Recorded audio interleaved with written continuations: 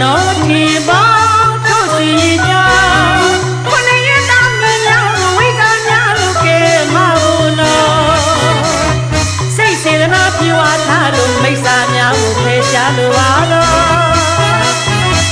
သစ္စာသုံးရဲ့မြဲမြဲခိုင်မို့နော်ရွှေချိုးအိစာတရားမွေးဒီစေတိုင်းနော်ရွှေချိုးအိစာတရားမွေးဒီစေတိုင်းနော်ဓမ္မချမ်းနဲ့အမျိုးကိုကျုံးစားလို့လာအောင်ထုတ်ခဲ့တယ်နော်အရိယာစကံ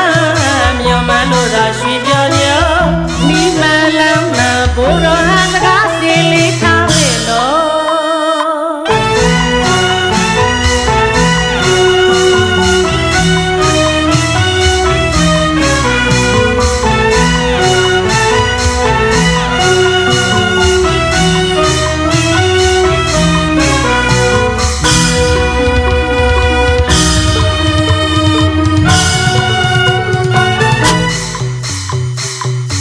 ရွှေကြောင်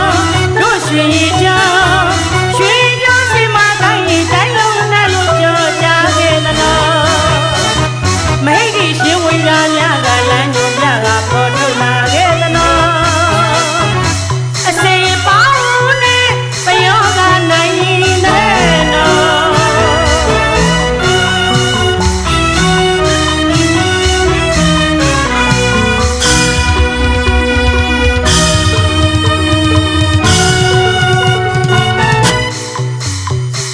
စဘူမနောထေဘော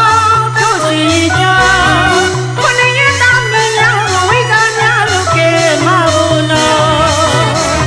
စိတ်စေတနာပြေဝထားလို့မိစ္ဆာများကိုဖယ်ရှားလိုပါတော့သစ္စာသုံးရဲ့မြဲမြဲခိုင်မို့နော်ရွှေချိုးအိစာတရားမွေးဒီ